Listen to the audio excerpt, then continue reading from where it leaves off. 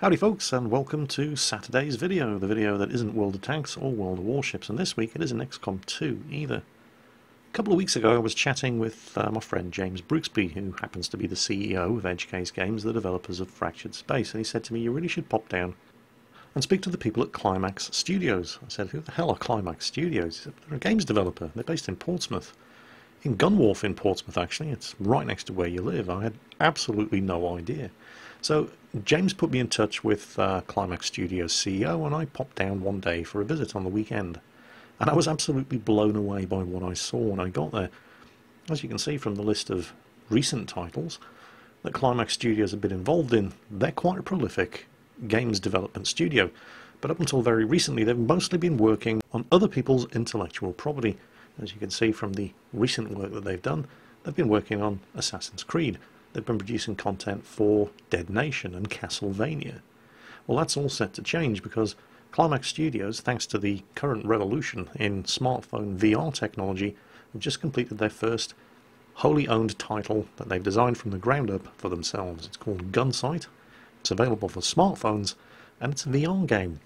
And I popped down to their studio to have a go, and I was absolutely blown away by what I saw. It's entirely possible that I'm just a teeny little bit behind the times, but I had absolutely no idea what you could do with virtual reality gaming on a smartphone. And it's not expensive either. These smartphone VR headsets, you can buy expensive ones that will cost you over £100, but you can buy cheap ones that will cost less than 30. And a lot of mobile phones now apparently offer these VR headsets with the phone contracts. The way it works is surprisingly simple and yet very effective. Your smartphone just clicks right into the front of the VR headset, which, once you're wearing it, then gives you your stereoscopic view of the VR 3D world in which the game is set. They're usually controlled via a PS4 style controller which communicates with the smartphone wirelessly. And when you're playing, what you see looks absolutely amazing. Other people watching you, however, well, you look like a bit of a dork. That's always been one of my biggest problems with VR. It looks amazing when you're actually in there, but anybody on the outside just sees you kind of looking around at nothing and, and making all kinds of, oh, check that out, noises. But they have no idea what it is you're actually seeing. And that kind of makes it very, very difficult for me to do a YouTube video on the whole VR smartphone experience, because you're not seeing what I'm seeing. You're just seeing me looking like a bit of a dork. So, well, you're really just going to have to take my word for how amazing the whole experience is. I've never tried anything like this. Well, that's not strictly true. I did have a go at Gamescom this year of Ubisoft's Star Trek Bridge Crew Simulator. And that kind of game does lend itself very well to the whole VR experience, because when you're playing it at home, you're sitting on your ass, either on your sofa or at your computer desk. And that's exactly what a game like this is simulating. You're one of the bridge crew on a Starfleet cruiser. You're sitting on your ass in front of a control console.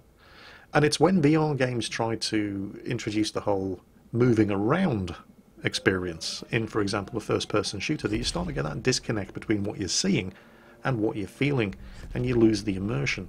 You don't get that with this game in particular, but what you do get is a hefty price tag, because in order to run this game, you're going to need not just the Oculus Rift VR headset, but you're also going to need the Oculus Touch hand controller. And that kind of hardware setup, well, you're not going to see an awful lot of change out of £1,000. The other approach with VR is to do away with the whole virtual reality concept that you've come to expect, and which you're seeing here in Ubisoft's Star Trek Bridge Crew Simulator, and instead simply use the VR headset to control the motion of the camera.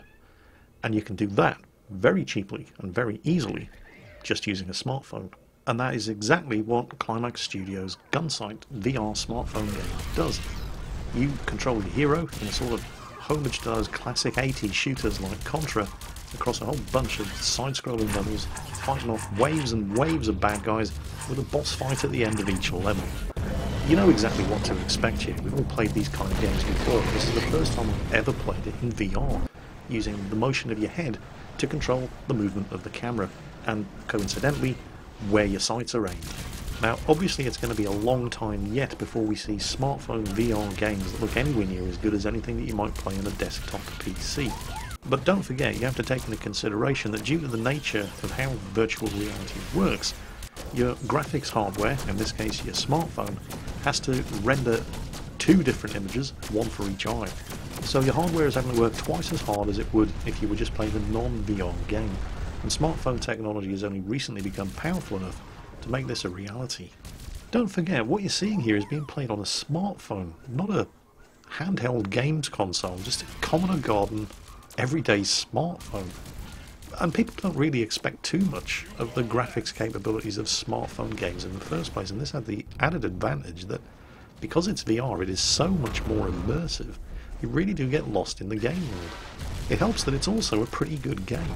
I must have spent 40 minutes at their studios just plugging away at this thing and attempting to have a conversation with the game developers while playing the game at the same time, and it wasn't working.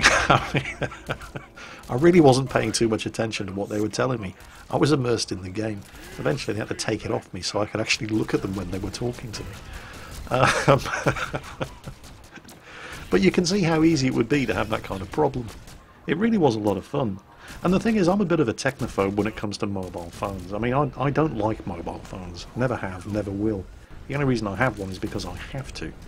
And my primary consideration when I got my mobile phone wasn't what the graphics architecture was like. It wasn't how many apps it came pre-installed with. It was just how long does the battery last. So I didn't have to bother with charging it every day. And yet, I don't know, these games are really good. It's very tempting. Now, Gunsight isn't the only iron that Climax Studios have in the fire. They're also working on a couple of other little projects, which they let me in on. One of them I'm not allowed to talk about, but it's an augmented reality game, in the same way that Pokemon Go is augmented rather than virtual reality. The other one was hilarious, and I am allowed to show you. And it's one of those, why didn't I think of that ideas? Do you remember I was talking about how virtual reality, as the technology currently stands, really is more suited to simulating the kind of thing where you're sitting down? Well, they've taken that idea and they've run with it. Have you ever heard of the Darwin Awards? For those of you who perhaps haven't yet heard of the Darwin Awards, they're a series of awards that are given out to people who've managed to kill themselves in the most idiotic manner possible, thereby removing themselves from the breeding pool and ensuring that the stupid gene doesn't get passed on to future generations. Well, this particular game is inspired by the story of Lawn Chair Larry, who was nominated for a Darwin Award but unfortunately didn't win one because he didn't kill himself. What Lawn Chair Larry did was decide that he wanted to fly one day in 1982, and so he went out and he bought 45 weather balloons from an Army-Navy surplus store, tied them to his lawn chair, filled them with helium gas, and took off. He figured he would probably ascend to a height of about 30 feet, and he'd taken a pellet gun along so that he could pop the balloons and then lazily descend back down to ground. Unfortunately for Larry, he didn't ascend to 30 feet. He didn't ascend to 100 feet, or 1,000, or even 10,000. When he eventually leveled off, he was at 16,000 feet.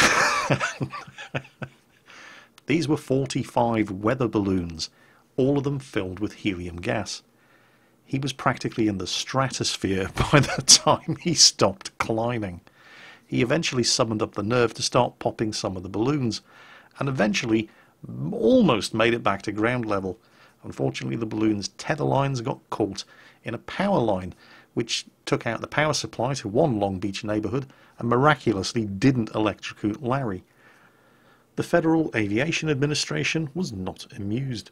Safety Inspector Neil Savoy said, "We know he broke some part of the Federal Aviation Act, and as soon as we decide which part of it, a charge will be filed." Anyway, Larry survived, and the story of Lawn Chair Larry is the inspiration for this game from Climax Studios. On the other hand, you've got the gun, index finger to fire, so, yep, and to reload, we hold down the A button, flip the gun across to your left, or down. Translation.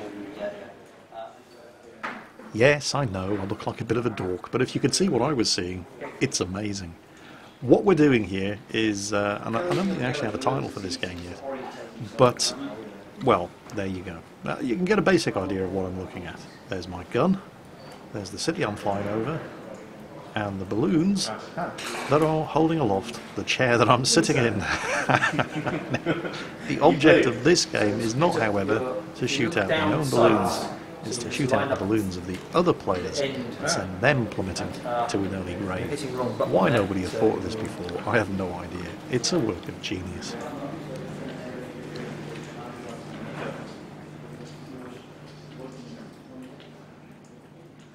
I seem to have died. Yes, dead again. I know, I'm a bit crap, but, well, you've all come to expect it by now, and I'm sure you wouldn't have it any other way.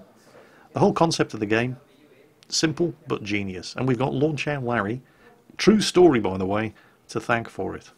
But you can see the sort of things that Climax are working on. At one end of the market you've got this. I think the working title for this game is Deathmatch, and you do look a bit of a dork when you're playing it, but there's a hefty hardware setup going into making this work. You can see that we're using some of the latest VR headsets and the hand controllers like the Oculus Touch, for example. Expensive pieces of kit. But then at the other end of the market you've got the smartphone VR games like Gunsight. And Gunsight is available for your smartphone right now. You do still look a bit of a dork when you're playing it though. I'm not sure they're ever going to have the technology to get around that particular issue, but hey, I think it's a reasonable price to pay for cheap and affordable VR games on your smartphone. And that was pretty much it for my visit to Climax Studios at Gunwharf Quays in Portsmouth. I had a lot of fun. They were a great bunch of guys. They really do seem to enjoy what they do. I did stick around for about another hour and a half, however, because Climax Studios aren't the only UK games developer based at Gunwharf Quays in Portsmouth. In fact, another UK games developer shares the same studio. They've done a little game that you might have heard of, and that is going to be the subject of next Saturday's video. Enjoy the rest of your weekend, folks, and I'll catch you next time.